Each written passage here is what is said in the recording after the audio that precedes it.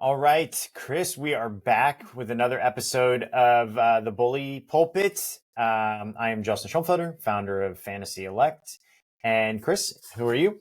I'm Chris Matola, political consultant for way too long, for 40 years, 14 U.S. senators, 7 presidential, and 8 governors, I think, right now. So, If anybody's seen it all, you have.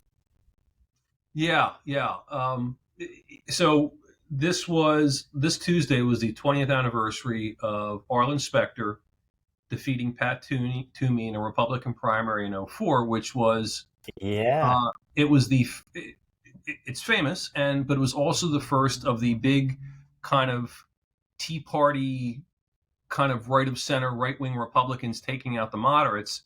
And from, like 2002 through like 2012, they just decimated like kind of the Northeast Republican wing and moderates everywhere.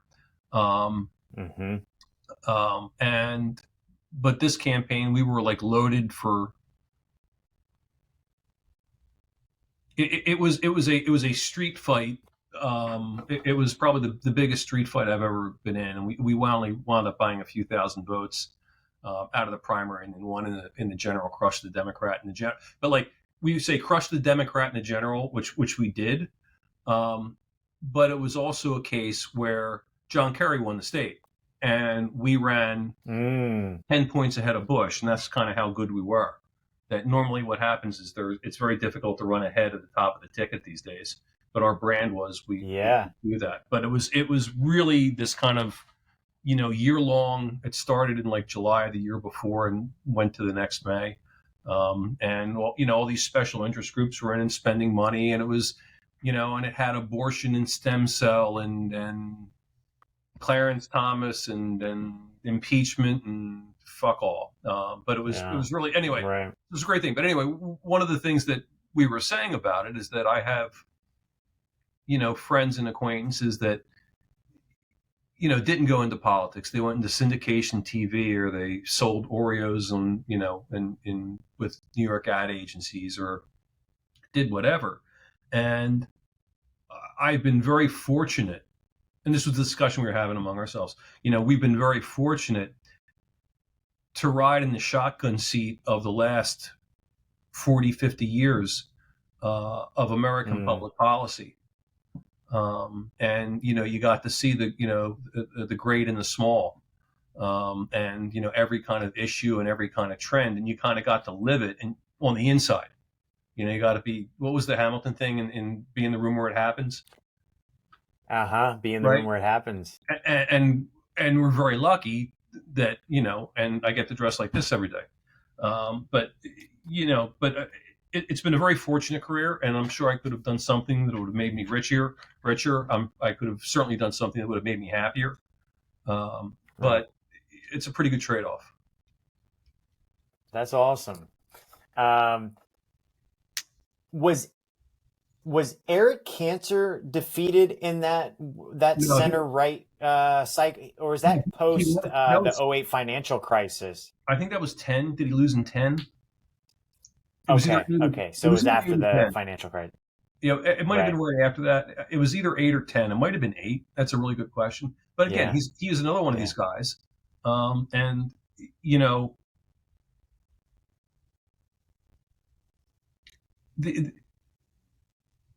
being a good elected official to the electorate is like being a good partner to somebody you love. They have to be constantly wooed and seduced and paid attention to. And if you don't, they will find somebody else to love. Right. And so that's really well said. Yeah. And it's hard. I mean, you don't want to be, being a U.S. Senator is pretty cool. It's a cool job. Being a governor sucks because you actually have to do something and you're responsible. Being a member of Congress I think that's a suck job too. God. Being a member of Congress in a safe seat. That is the one job. Yeah. Having to run for election every 2 years is literally a job I would never want. Right. You never stop shoveling shit is literally what that job is. A horrible job. A horrible job. Yeah, and For me anyway. Some people might love it. I would absolutely loathe having to do that. some people are built a certain way, but I can see me kind of going through going to a town hall after a long day and like that, and I'm a lady, you go fuck yourself in your fucking interstate connection turnoff ramp, right? I mean, and then it'll be over, Yeah, you know. Um, right. but again, It's funny that you say that because, like, I think that being a representative, being a congressman, is. I don't know what you think of this, but I would think that it's really for the people who like campaigning yeah, because all day, every day, really what you're doing. I don't even think the town hall would be the hard part. I think it would just be the mind numbing continual conversations asking for money. Like that to me would be all day long begging for money just is something I would not want to do. yeah, and you can also see why, if you are even relatively normal, how you wind up in a bubble, because Mm, you have to ask wealthy people for money all day. You have to build right. super PACs, and you're always constantly doing fundraising. And Totally. if you're in a marginal district or you have an antagonistic press, if the press is on your side and not, they like some candidates, they don't like others. They like some politicians, they don't like others, and ones they like tend not to get bad coverage, and Mm, ones they don't like get asked hard questions. So you can just see where you're going. No, you know what? Fuck you. And if you take a principled or a controversial stand on something you think is right, but your district disagrees with, you will get the shit beat hmm out of you, and people will be calling up your staff, calling them little bitches and motherfuckers. And then you have to deal with that. And I know a couple of candidates, more than a few, that have had death threats. And you deal with that. Right. To the point of calling, leaving messages at the dorm, where their kids go to college and stuff, like, say all that. So, like, what would I want to Horrible. do? Well, at the very least, I would want to spend my time with people kissing my ass. And so you wind up Right. just a little, even if a little bit, but more and more, if it's Right. like, if somebody calling me a traitorous genocidal maniac, or have somebody Yeah. saying, I really liked you on CNN the other night. It's like, I'm going to talk to those people. And again, it's just human Totally. nature, and you have to be built a Unless you're a certain way. complete masochist. Right, right. But you have to be built a certain way to kind of be Yeah. normal. And I think that Right. the it's always a shock when I run into an elected official who has been in office for a number of terms, who is Mm, normal, that you can have a normal conversation with them sure. about normal things. Um, and either they become so misanthropic, or so full of themselves, or it tends not to balance itself out. And when you meet normal ones, Yeah. you really really like them, because you understand how hard it is for them to remain normal. It means they're really Yeah. good people. Sure. Yeah. Um, by the way, I just wanted to point out, have you seen this? I just saw this second Donald Payne, U.S. House Rep from New Jersey, dead at 65. Wow. Um, yeah, Democrat, New Jersey. Um, African condolences, American. obviously. African Yeah, American. yeah, Yeah. Um, yes. Mm-hmm.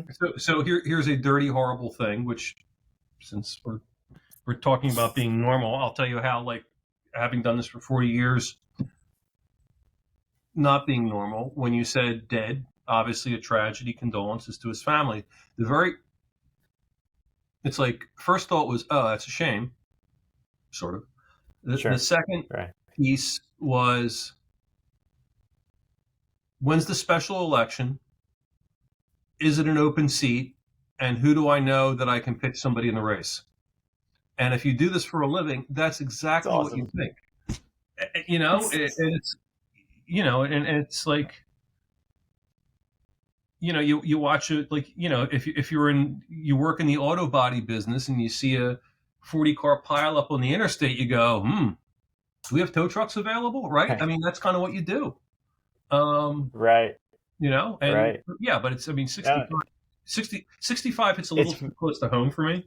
Um, yeah, but sure. yeah, but no, I mean, I But don't. it's funny that you say that because I saw the news and I started literally running the math in my head about the vote counts in Congress, and then I was thinking, okay, how's this going to play out with some of the upcoming bills and Mhm. having to bail Speaker Johnson out, and I started thinking like, well, it was going to be the next thing I said, condolences and all of that, but how does this affect now? Right, right. The over under on what the House is going to do. I don't know if you saw recently, it was Matt Gaetz, uh, uh, the guy from Arizona, Biggs from Mhm. Arizona, and a woman that I had never heard of before. It wasn't like Marjorie Taylor Greene. It wasn't Lauren Boebert. It wasn't Elise Stefanik, but it was another female, I guess a congresswoman. And they were talking about um, the motion to remove the speaker, Mhm. and that the woman said she had heard that if that motion goes forward, Mhm. there were at least two moderate Republicans that were going to resign early so that the Democrats could control the House. That would they only need they only need it's a two vote Mhm. differential. I guess the court. I didn't run the math after she said Yeah. that, but she said that there were at least two that if they retire now, that the Democrats that will control the House and Hakeem Jeffries will be the next speaker. So they were considering that. So literally, when I saw this news, I was like, "Oh, I guess that's three that would have to retire." Yeah. So And that's where I honestly, was actually going to take the conversation. By the way, yeah, nobody's giving up a seat this late in the cycle for yeah, fucking Hakeem Jeffries or to piss off Marjorie Taylor Greene. Because if you're this far into the sure, cycle, you've already done the heavy lift. And right, I mean, right, the right. time it's like you've no. I mean, that's kind of like that's kind of um that's fanfic, you know, political fanfic. Mm, Um, mm-hmm, what mm-hmm, was interesting though about seats, there's a very good article in Politico today, or it might have dropped last night, so it might be yesterday, um, mm-hmm, about the makeup of the next Congress, and a bunch of seats are in. mm-hmm. It's the lack of seats that are in play. There are basically 30 seats that are in play, and I think it's 16 Republican seats and 15 or 14 Democratic seats that are in play. Mm-hmm. Um, they're mostly Biden districts. And the two pieces is that the huge fundraising advantage that Democrats have in those seats, but the Mm-hmm. bad candidate recruitment that they've had. Oh. That especially in the California seats and the New Jersey seats, they haven't been able to attract a list candidate, and kind of they've got kooky, fringy candidates. There was, like, for instance, in Southern California, Michelle Steele. I don't Um, know her. she's a congressman, and she's Orange County, and but it's a marginal seat. It's a pickup seat, um, Mm-hmm. and the Democrat is so inept. He hired a presentation coach, and it's listed as a presentation coach. They weren't even kind of smart enough to hide it. But one of the guy's jobs is he teaches clowns. Uh, he What runs a. wasn't Hitler trained by a musician? I mean, a magician. I don't know. I don't know. I know. I'm almost certain that he Yeah, learned stage presentation from yeah, a magician. yeah. But it's like, Is is this candidate going to wear a big red nose? no. But I mean, he went to clown college. And Yeah. the idea that, like, you've got, like, a piece of paper that authenticates that your opponent studied to be a clown, the spot writes itself. I mean, you kind of like, But again, and again, it doesn't. And by the way, I understand why that would probably be helpful. Um, Yeah. but that you're not smart enough to hide that. What happens in politics a lot of times, some stuff like that happens, or that you need a Mm. presentation or a coach thing.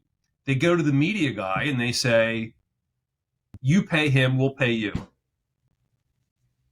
because we don't want Right. this to show up." And That's and you right. got and then you kind of go, Very. well, wait, but then you kind of go, "Why are you paying me for this?" And you could make the argument, and again, it's a good argument. Well, if he's going to be on your TV spots, he's going to have to be good, and so this is going to Right. work on his presentation, so he'll be better on TV. So you could maybe say it's a production expense, but it's certainly a consulting expense for your, which is Sure. legitimate. But you kind of find like that, or it would go under the fundraiser, or it would go under the poll, but you could find like a Right. legitimate legal way to put it there. But the idea that you would Right. file this fucking separately means you're insane. Right. Um, Right.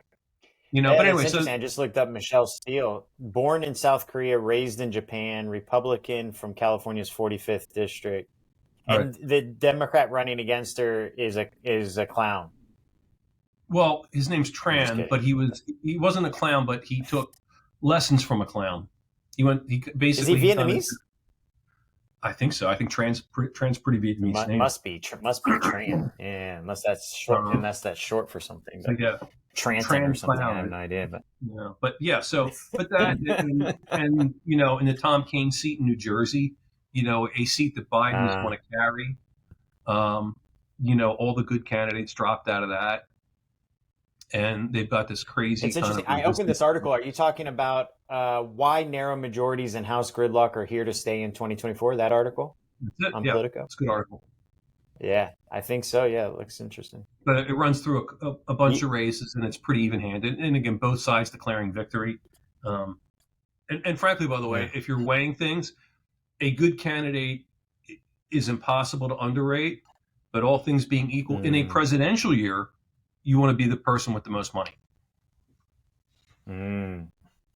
Money is more important Specifically nominally, in specifically during the presidential year. because turnout's so big, and Is it? and Yeah. what you also get is you get less politically educated voters. So they're like, fuck it, Ah, I'm voting for Biden. Fuck it, I'm voting for Trump. This guy's for Trump. This guy's for right, Biden. I'm voting for them anyway.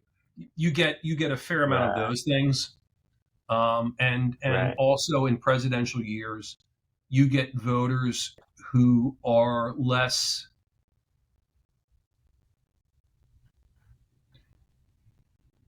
They don't watch a lot of TV news. They don't read a lot of newspapers. They're harder to get to. They're Mm, harder to persuade. right, right, right. Yeah, I And would imagine that like also you have to break through a lot of noise, right? Because there's a lot of right, political advertising for the right. big dogs. So for you to get any kind of recognition, to get that top of funnel awareness to your audience, you're gonna have to run a lot more spots. You're gonna have to spend a lot more on More just money, ads, and right? so that's why money is really important. And I think more important than candidate quality. Past a certain level, you can't have a total nitwit. Well, you can have a total nitwit, but it just makes it more expensive. Mm, interesting. But So speaking of, speaking, okay, so yeah, let's yeah, no, go ahead. no, it's because speaking of Speaker Johnson, he had a very good week, and the New York Times kissing his ass, and it's always again back to our discussion. It's always nice to have your ass kissed. Yeah, it's funny. Um, well, certainly after last week, you sent me the thing about the thing from Twitter about him, right in line with what you had said about him kind of governing from the center, You're or governing or as a legislator. compromising. Governing as a legislator is Yeah, you and yeah, I know that, yeah. yes. And in my maybe conspiratorial mind, I wonder. It's interesting. Uh, Strange bedfellows are an interesting Mhm. concept, and Democrats seem to really be. I mean, obviously they helped him, right? And they're likely to defend his speakership now that he, has delivered on some of their key priorities with the defense spending stuff. But I'm wondering if there's a bit of a rope-a-dope in it, because what, in your mind, what are the odds that the next presidential election goes to the House of Representatives? For some, you don't think that we're going to see a similar replay of 2020 where there's going to be some importance on January 6th? Yeah, I think there is, but I don't think it's going to. You're going to get to the point where state led. I mean, the courts. I mean, going back to the last election, I think it was Trump lost 69 of these court cases. It was in the 60s, I think. Yeah. And so that kind of horse has left the barn. And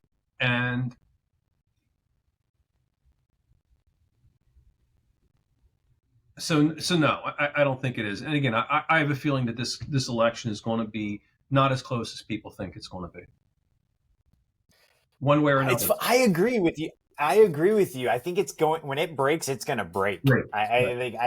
Yeah. Well, okay, let's do a hard pivot then, and let's talk about Pennsylvania last night, because I think there's some interesting things to be learned there. But gotta right away just say that, we had the over under on Joe Biden's performance is 89.9, and then we increased it to 91.8. And he ended up 93.1. He crushed. I didn't think that he would get quite that high. I had the over. You did have the over. Yeah. You would have won bigly, as they say. You would have won. Yeah. You would have won bigly, my friend. And then I do think I'm just pulling up our contest right now, because I think we had the over under for Trump was 87.3, and Trump got 83.4. So we over. I think that there's something here to be said about Nikki Haley pulling 16.6% of the vote when she has suspended her campaign. I'm curious what you think. Doesn't this worry? Yeah, doesn't this worry isn't his campaign going to be a little worried about this? They should be. I would think so. They right? should be. My other question is, and I don't know off the top of my head, what were the total votes? Exactly right. Okay, I love that you said that. I fucking love that you said that, because if you remember a previous episode, I said that to you, Michigan, as well. Do you remember? I was like, if we're going to try to read the tea leaves, and it was like, how many total votes? So Pennsylvania, for the first time that I've noticed in this primary, for more people voting in the Democratic primary by 40,000, and Biden got 930,000 votes, and Trump only got 789,000. So he beat him by about 140,000 votes. Yeah, not good. I mean, it's not a good. Not good. Not good at all. Because turnout. I mean, neither candidate had a race, and one of the things you look at those kind of turnouts as basically a rough gauge of enthusiasm. Right. Right. Exactly. And a fair amount of the Democratic base, minorities tend to vote in lower percentages for non-important elections. And you can argue this was not an important election at all. I mean, there was some contested shit going on, but it wasn't like a big thing. And so you should have minority down. And I think, again, I haven't looked at it closely.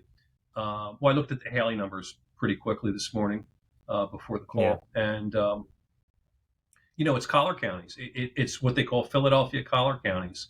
And so if you don't know the geography of Pennsylvania was famously described by James Carville as Pittsburgh, Philadelphia, and Alabama in between. Because it's I mean, that was true in 1986, but it's really not true now.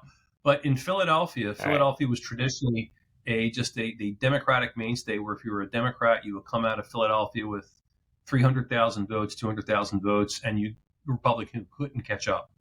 But Right. what used to mitigate that is surrounding Philadelphia, all the suburbs, were these counties, which were basically, white Republican upscale, working class to Sure. upscale counties, and they went Republican because basically they were the people and the kids of people that left Philly because they didn't want the high taxes and the crime. They moved to the burbs. Yeah. Fiscal conservatives and yeah. Right.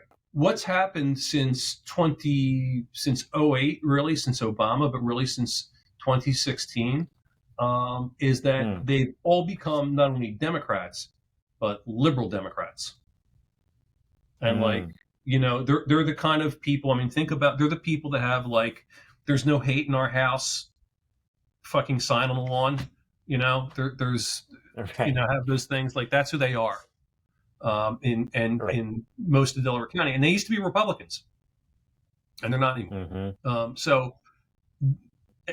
And some remain procedural. What we call, actually, there's a phrase where we call them self-loathing Republicans, people that remain Republicans because they've always been a Republican, their parents were Republican, and whatever. Yeah. But they haven't voted Republican, for 3 cycles. Right. And yeah, so these self-loathing Republicans, they're like Haley voters, and Mm-hmm. and they're not going to vote for Trump in the general. Yeah. So then the question is, what does Biden need? Does he need them to just simply not vote for Trump, or is he going to need some of them to switch sides based on his own turnout? Right. He needs them to And switch. And here's the other bad part for Biden. If you're Biden, I mean, we just did all the good news for Biden. yeah. Here's the bad news for Biden. Right. If Biden has spent a little over $30 million in Pennsylvania since towards the end of last year on advertising, and it doesn't get a lot of national play because if it doesn't happen in the Beltway, nobody pays attention to it. But they spent roughly $30 to $40 million, didn't move a person, didn't move a thing, absolutely flat. Right. And do you think that this do you think this ties into what we said about it breaking, though, is that it may not have moved anybody yet, but all of this is a cumulative game in the hope that it is leaning the potential energy on his side so that when it does break, the kinetic energy falls in his favor? Do you think that's what they're playing out? No, I don't think they're smart enough to play that out. And I think I mean, maybe I'm just too smart by half. No. I think that is absolutely what you just talked about was how you build a campaign. You kind of do this thing, Right. and it becomes an iceberg. At the very end, you go, Right. there's a little iceberg there, and you've got this giant thing underneath. No, Exactly. I think they're trying to move numbers quickly and make something competitive that isn't, and get better. And I think in terms of thinking of it and building, and I agree with you that it's going to break one way or the other. It's not so much you're building on it, but you're holding back the floodwaters on the wall. You're sticking your finger in the dike, trying to plug it up. I think that's what's going to happen. I mean, people forget, by the way, I mean, it's still a joke. If you live long enough, you become part of history.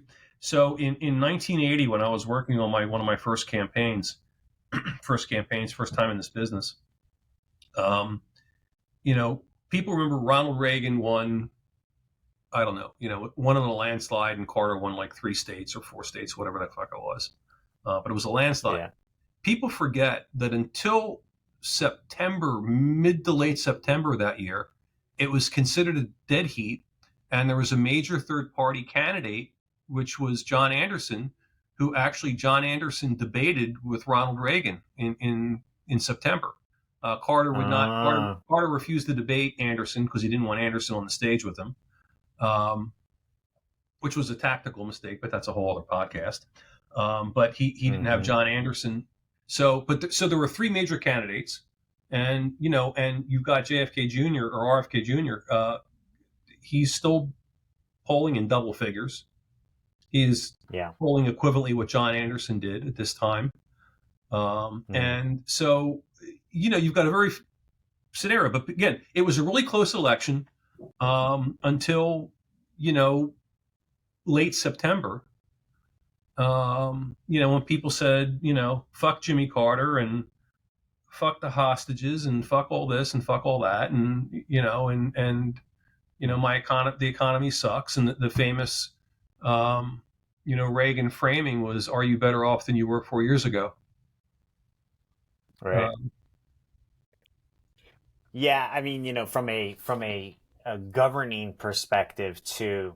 I mean, that's a great. A lot of campaigns have been kind of won with that question, right? Like, it's the economy stupid with Clinton, and are you better off than you were 4 years ago? It's from a governing perspective, though. It really is. It's such a shallow question because there are ebbs and flows within a very short governing cycle for a president. 8 years is not a long time when you think about the history of a country, right? So it is one of those things where sometimes I'm like, it doesn't sway me, I guess is my point. I'm like, are you better off than you were 4 years ago? I don't know. Most people are probably just really about the same generally. Life doesn't change drastically that much from, 4 years. Um, but even if things were worse in some way, like I've seen, I guess the way I would say it is I've seen these memes about like Trump was in office, there were no wars, and when Trump was in office, this and I'm like, uh, so Biden's to blame for Russia, Ukraine, and Biden's to blame for Hamas, Israel, and like you can try to circle that square if you want and be like, oh yeah, no, it's his weakness. But I do think, like, from a governing perspective, it's like, isn't that the wrong question? Like, if a politician asks you that question, don't you kind of take a step back and be like, wait a second, like, is that really the question that I should be asking myself about these two? Or is the better question, whose vision of who we should be in the next 4 years is more important, right? Or where we should be in the next generation, and what groundwork are we laying now to get there? Like, that to me is something that's more inspirational. The other one is kind of a gotcha, easy to win in times of depressed economic sentiment, I guess. yeah, there was I don't and know what I've I was mentioned. really getting at there, other than my No, own no, little I know what you're getting soapbox, at. maybe. But There are a couple things that you kind of hit on.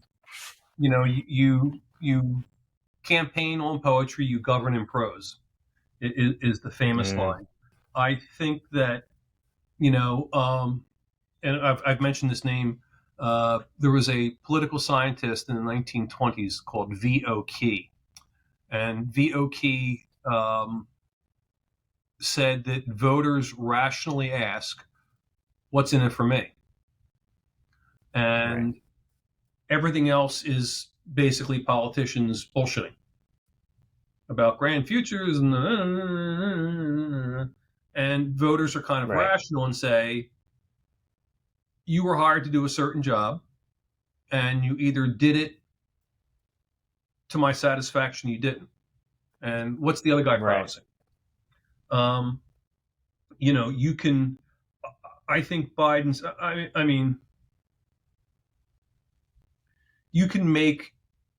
I think a sophisticated, intelligent argument that Biden is seen as weak around the world, and he's seen as old and doddering, and that's why Putin did X, and that's why Hamas did Y, and it's a complicated. How about I will politely say it's a complicated argument. Um, mm-hmm, what voters see is how well are you managing these crises, yeah, right? I mean, and that is what they judge you on. They're sophisticated enough that know that right, certain things are out of your hands, but right, how you judge them. I think what hurts Biden is the uh, like him coming out and like wandering around events and forgetting people's names and forgetting this and forgetting that. isn't a Right. help. And then, there's kind of wall to wall coverage about, kind of anti Semitism on college campuses, and, just crazy bullshit. And it leads people to say shit is out of control Yeah. and stuff is getting worse. And I elected Biden because I was tired of Trump's bullshit and craziness. And I wanted somebody to lower the boiling point, and we're still boiling hotter than ever. And I think that that is a fairly rational way for a voter to look at it.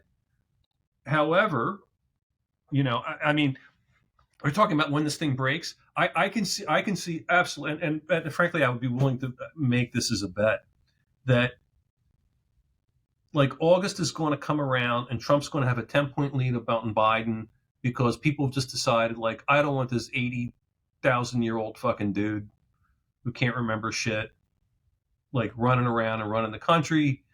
And I think Trump's an asshole, but we didn't have any wars and the economy was good. Stock market was good. And that's rational. I mean, that is a rational, you may not agree with the criteria, but it is a rational way to think. I think that's going to happen. And then Labor Day, Trump's going to go off and do 2 weeks about how the election was stolen and they're out to get me and fucking crazy conspiracy. Don't vote early. And he's going to do fucking crazy for 2 weeks and it's going to all flip the other way. I mean, I can see that scenario, Mm-hmm. you know? Or I can see it the other way too. I mean, Trump does crazy at the convention and people go Biden and then, Biden talks to a potted plant and, and that kind of ends, So, Right. but again, I think it's going to go like that, but I think whoever gets that last break, and again, I don't think it's a landslide, but I think it is a comfortable evening for whoever gets it. Mm-hmm. It's funny that you say that. I'm looking at Nate Cohn right now. He was putting in a Times Siena polling in Pennsylvania, Mm-hmm. comparing 2020 and 2024. Mm-hmm. So I guess in 2020, the absentee voters, GOP voters specifically in 2020 were, so 61% were Trump. Right. And then all other past GOP primary voters, last night, Trump got 66% of the absentee. Haley got 34%. And election day, so leading up to last night or yesterday, and then yesterday, Trump got 87% of the vote. Haley got 13. It's a really interesting thing he's trying to square there. I think that's a little bit too in depth for even me, where I like to sometimes dig into the minutia. But I'm like, I don't know how much of that really matters as much. What I think matters more is the aggregate Haley support in Pennsylvania. Also, looking at this, it's some of the down ballot stuff I was looking at. By the way, I didn't realize how many of there are only one, two, three, four, five, six. Only 6 of the 17 districts in Pennsylvania were contested. Yeah. In the primary. Now, going into the general, there will be more contested, obviously, but that means what is that? A third almost of the 2/3 of the seats now. If you're in the primary, you can run uncontested. I don't know. That's way more than I thought it would be. And then both Casey and McCormick, obviously for Senate, were uncontested. I could imagine that made more sense. But what did you see? What are you seeing in the Pennsylvania kind of down ballot? Any major shifts that you think are coming? No. I think the congressional seats, and Pennsylvania's had actually, I want to stay on Trump for just a second. Last week, Trump, Oh yeah. I want to say tweeted, but I'll say tweeted, but it Truth Socialed out Yeah. a thing that was absolutely extraordinary. And it was about make sure that you vote early, make sure that you vote by mail, but make sure that you vote. And Trump was always the early voting is terrible and voting by mail is fraud. Did a 180-degree flip on that. And which was really funny because, Republicans we used to bank early voting and vote by mail votes. They used to be Republican votes. And Trump totally flipped that to being a Democratic thing. And now there's a bunch of elections. And in Pennsylvania in 2023, Democrats had a plus 64 vote by mail advantage. And so even let's even call that a third of the vote. If you're winning plus 64 in what should be a contested race in any cell, that's a third of the vote, you're going to fucking win. And it creates, because there's just simply not enough votes left on election day to get. But so that was a big sea change for Trump, and it kind of went past the national press, and it was just, but it's a game changer. It's a game changer if they're serious about it for Republicans, because it means like now Republicans are going to get out to vote early. It changes the total dynamic and changes how you persuade and changes how you allocate resources. So that's over there. Down ballot. So here's a quick primer on Pennsylvania. So Pennsylvania was subject to a bunch of lawsuits and stuff because of gerrymandering in 2010. And basically what happened is that Pennsylvania had a split delegation. And some years it went Republican, some years it went Democrat, but it was always moving back and forth. 2010 census came around and Republicans controlled everything. And so they gerrymandered all these seats. And 2010 and 2010 came around and Republicans won in a wave. And then they gerrymandered to solidify those seats. 2014, 2016, lawsuit back and forth, blah, blah, blah, blah, blah, blah, blah. The Democrats can't win the legislature and they're losing different cases. So they decide they're going to take over the state Supreme Court. And so they spend $100 million, because in Pennsylvania, you elect state Supreme Court. Spend well over $100 million and get a Democrat state Supreme Court who says, this is illegal, this is gerrymandering. And they go back and they gerrymander the whole thing for Republican or for Democrats. Sure enough, Democrats win all these seats, and now Democrats have this majority in Pennsylvania. Okay, full stop. And there's a friend of mine, Chris Nicholas, who is a political consultant and commentator in Pennsylvania, figured this out. If you go back to 2010 and you take every configuration of every seat and you allocated how it voted in 10, 12, 14, 16, 18, 20, not a single fucking election would be different.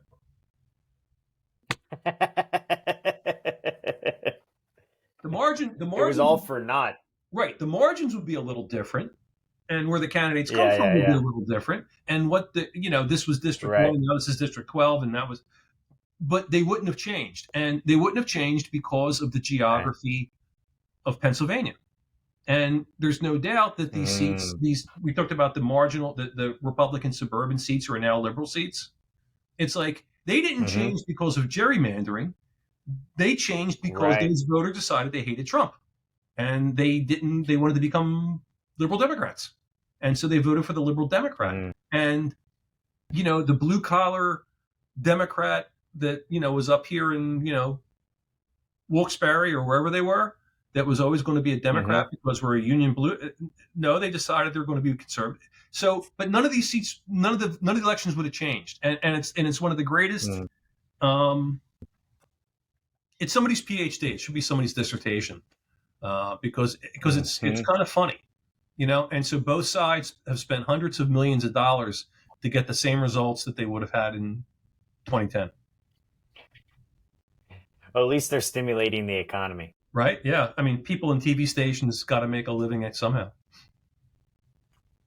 Yes. The that's so interesting about so I was looking in I think it was last week's episode or maybe the week before, there was an analysis that was out on the fundraising for, back to your kind of your initial point in the beginning, how important it is during presidential cycles fundraising, that all of the contested senatorial incumbents, Casey, Tester, all of them, have a massive fundraising advantage, which doesn't surprise me anyway. I mean, they're incumbents; they should actually have the fundraising advantage. But it was a very large war chest differential. Seen, right now that's worse. Let's stick with Pennsylvania. You have McCormick and Casey. Any surprises you think that are gonna happen among the targeted Democratic senators? Do you think there's going to be a shift in the control of the Senate? No, I don't. I Think think it's going to that, stay the same. yeah, I think that these Democratic incumbents are very well positioned, very well situated. I mean, Bob Casey Jr., as we call him in Pennsylvania. Us Pennsylvanians call him Junior because he's junior. His dad was a Okay. Okay. his dad was a two-term governor. His dad was a two-term pro-life Democratic governor that Bill Clinton would let speak at the '92 convention because he was pro-life. Oh. Yeah, Wow. Wow. very famous story. Um, but anyway, Huh. but Casey, but Tester, these are Democrats that the states have voted for at least three times, sometimes four times, because Casey ran for Auditor General. So Mm. so it's very difficult to say, in lieu of a special circumstance, like, what was the dude that like pulled the fire alarm in the house, or you get caught, Oh yeah. Yeah. Yeah. or you get caught, running naked down Constitution Avenue, or is the famous Edward Edwards line, Right. like, I'm going to win this election unless I get caught in bed with a live boy or a dead girl. Um, Yeah. and the but it's difficult to paint them as radical or dangerous or out of touch because I Yeah. voted for them a couple of times, and the world didn't blow up, the Mm-hmm. world didn't end, and they kind of seem the Mm-hmm. same. And I look at TV and I see that they're doing a good job. And I mean, Sherrod Brown's another one. I mean, you can make the case that Sherrod Brown is ideologically not aligned with Ohio. You can make a compelling case that Ohio is more conservative than Sherrod Brown. At the same time, are those votes going to be something that weighed in the whole that they're going to hold against Sherrod Brown?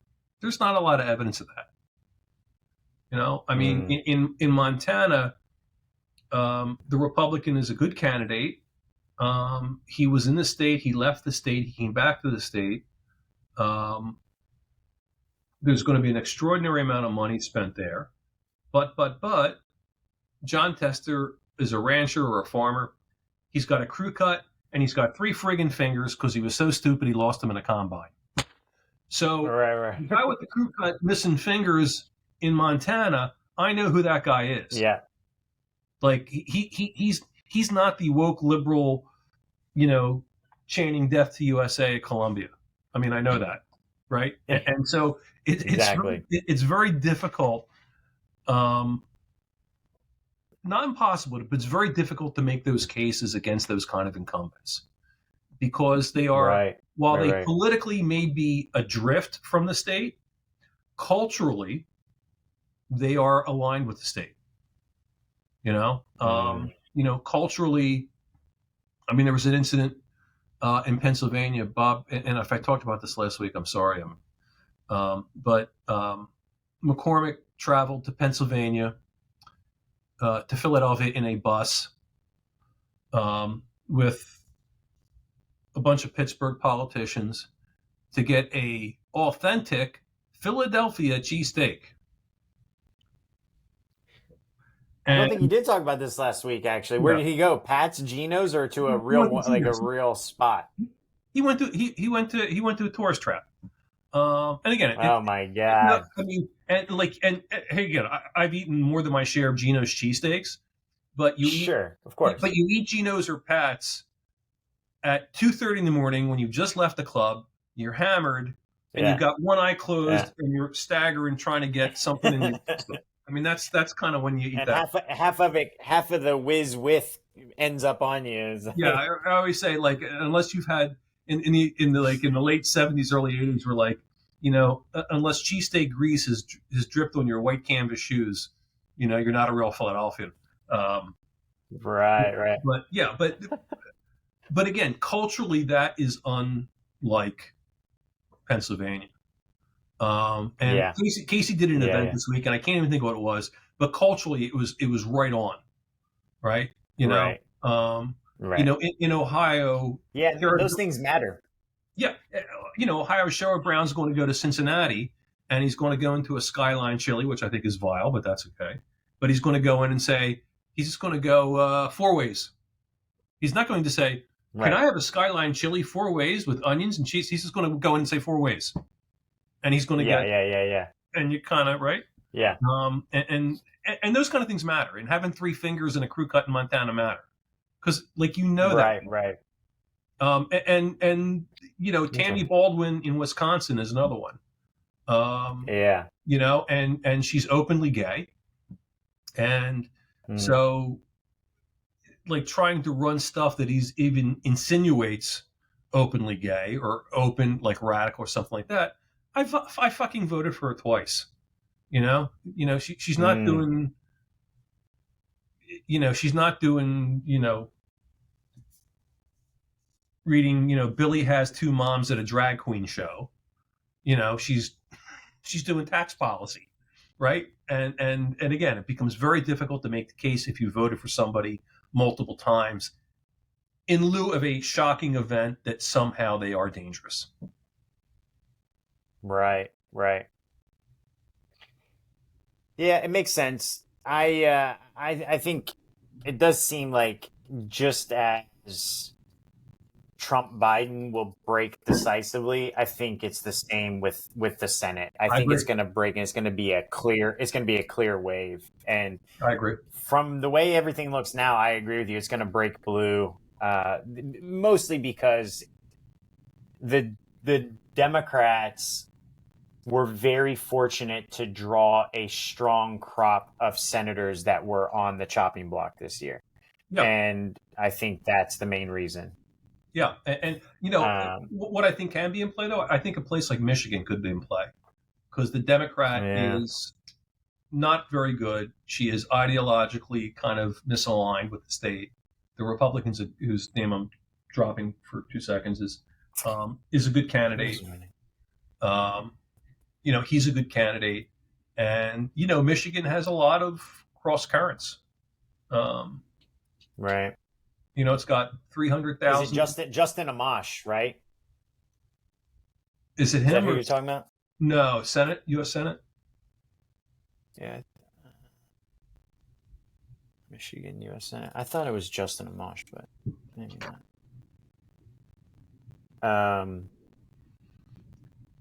Anyway, I think Slotkin is the Yeah, Democrat, and she's not a great yeah, candidate. yeah, yeah. She's not a great candidate. Is it Elise Slotkin? Is that right? Yeah, Or is that the? Yeah, yeah. Yeah, I think that's right. but For something some like reason, that could that be in name play. strikes me as right. So, something like that could Um, be in play. But well, I mean, it's so tight in the Senate. I mean, it's really interesting. The slightest reverberation is going to shift that. I mean, I hope even if Biden gets reelected, I mean, I hope he's stocking up on all of his,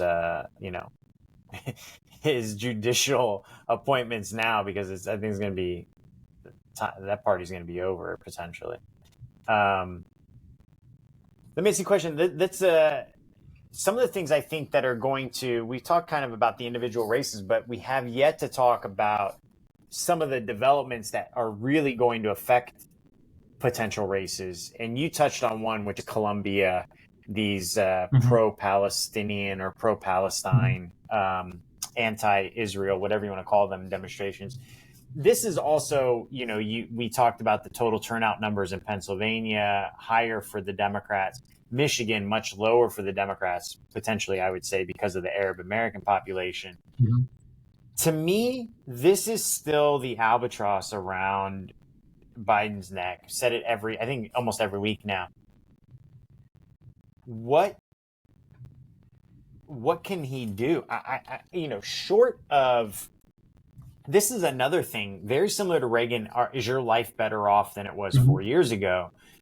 I mean, listen, it's not our war. We're not, we're giving an ally military aid, and you can argue maybe that's what he should do, is say you can't use this aid until you can assure us that it's not going to be used in a way that we wouldn't let any other country use it, right?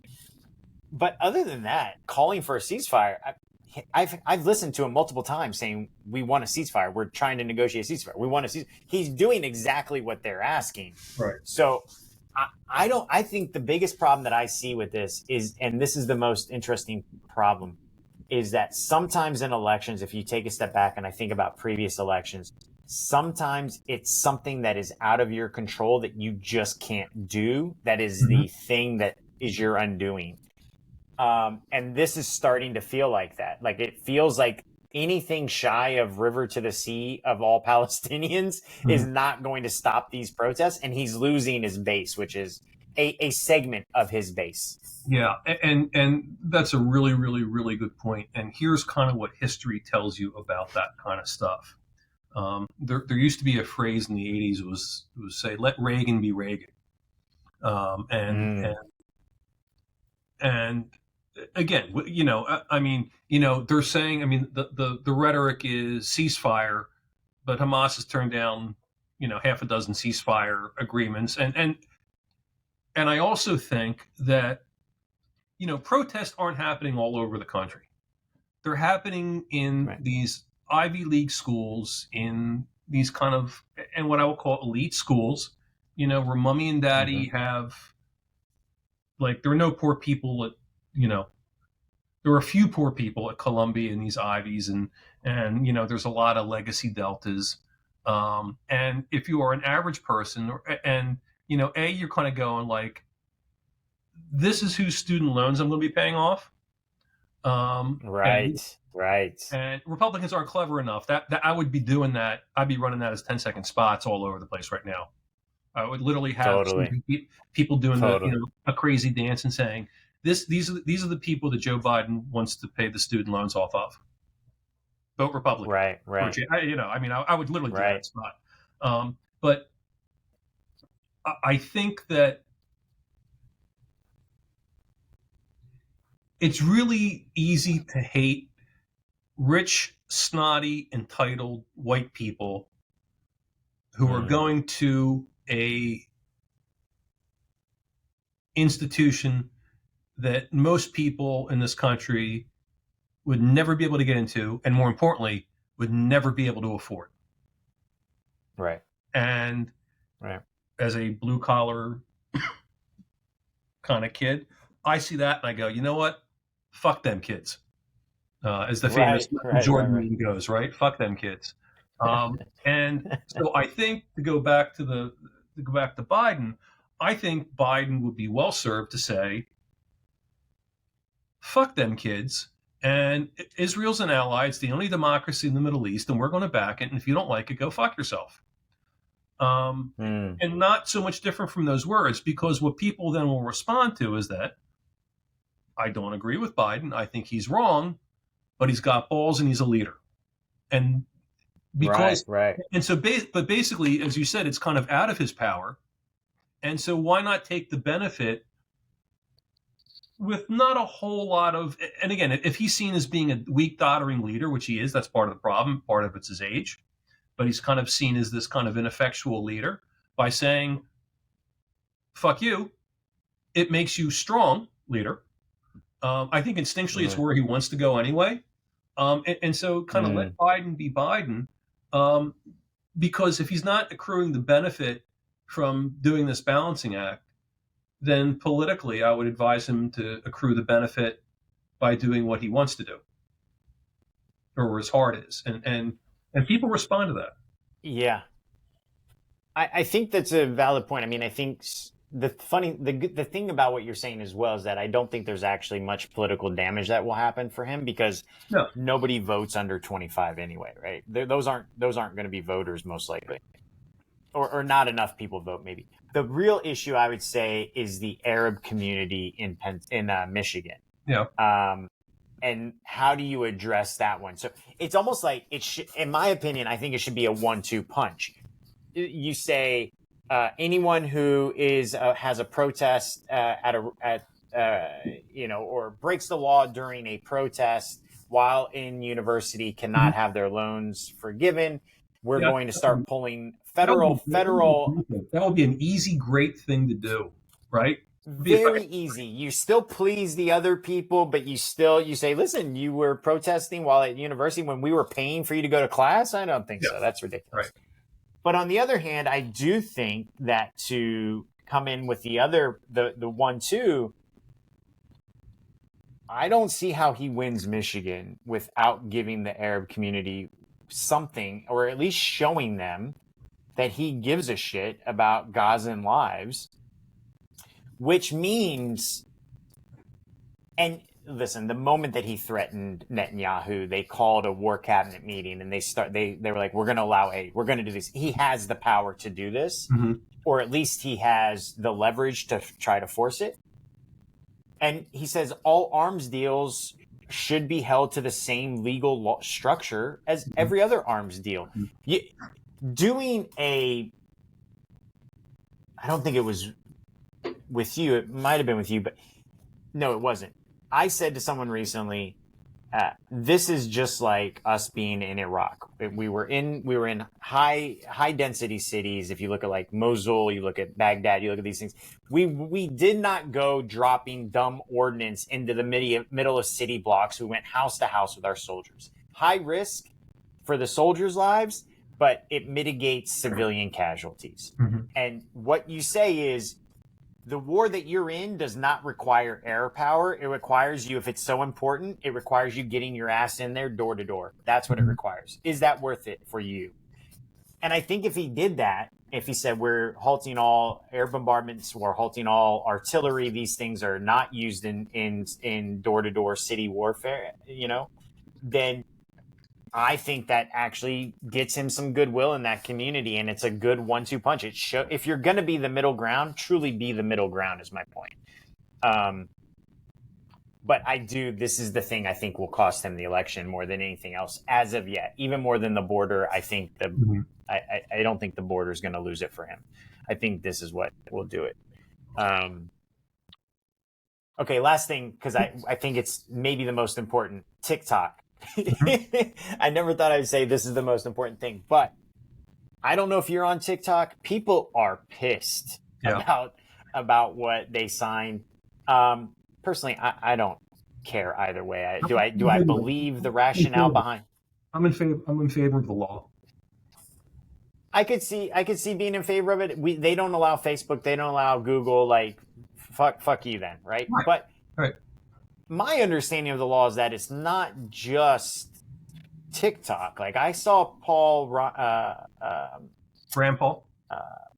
Rand Paul on Fox, and he said it actually gave the power for any organization for the president to be able to force this. And he was on Fox, and he said to the guy on Fox, he said, even Fox could now be forced potentially into divestiture if so deemed. So I don't know if that's true. According to Rand Paul, that is true. My point being, though, is that what I hope happens is that True Social buys TikTok, and I think that would be fucking hysterical. I actually saw that one of the largest investors in True Social, I think it might have even been the reverse merger, the primary shareholder of the reverse merger company, is a primary shareholder in TikTok. So that is completely possible, maybe. The other thing that we posted as a joke meme from Fantasy Elect was, Nancy Pelosi's known for buying these stocks from her insider information. Michael McCall, who I think is actually my congressman, bought Right. $700,000 of Meta 2 weeks before he voted yes on the TikTok bill. Coincidence. Um, coincidentally, how long before this plays out though politically? Will it play out politically? I mean, if you're under 30, you're on TikTok, and 25 to 30-year-olds do vote. Yeah, I mean, as long as it does. I mean, nobody. How about this? I think that the administration and the advocates for the sale need to say sell it, divest it, because if you're on TikTok, if you're doing your kitchen dance videos on TikTok or whatever you're doing, I mean I'm making fun of it, but the Yeah, that's basically what it's it is. going to Kitchen dance videos. I think you. but it will remain under different ownership. But I think you need to kind of play the paranoia card here. I would anyway. That like, why are you giving your information to, you know, Chinese slaveholders? That would be my argument, and stick to the divestiture, because if Nancy Pelosi and McCall decide to put together a funding and buy TikTok, it's going to remain TikTok, and my account's not going to change, and I don't care because I'll be, you know, trying to monetize me dancing in my kitchen next week. But if the Chinese communists say, "Fuck you, we're not going to sell, and we're just going to close up shop," that also tells you a great deal about what they were up to. Right.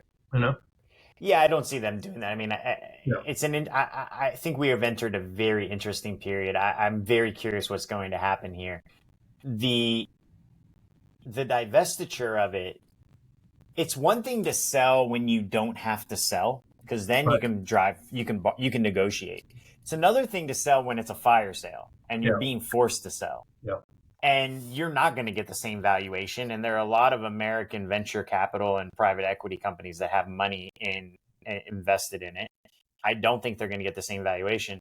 So I think if it comes down to it, they lose court, challenges. Mm-hmm. If it goes as far as it can go, I do think that they will eventually sell. I actually told a friend on a drive back from a meeting this morning that I think TikTok's dead. I think it's over with. And I think that there's already a congressman from North Carolina that I posted about on our TikTok account, because he posted one thing and then he was caught saying something else. And he had used TikTok to grow his campaign following. Mm-hmm. And people were, eviscerating this guy. He was trending. If you looked him up, it was like liar and this and that. I don't know. I think people they don't see it as a Chinese company because it's hard to see tech companies as Chinese companies. Do you know what I mean? Yeah. All right, and we've talked about this before. Yeah, let's jump out there. One quick question: over under 50% that there's a move to vacate the speaker's chair. Under. Okay, I agree. All right. I'll see you next week after I get back from DC. Good All one. right. Have fun. Be safe. Bye. Bye. All right. Bye.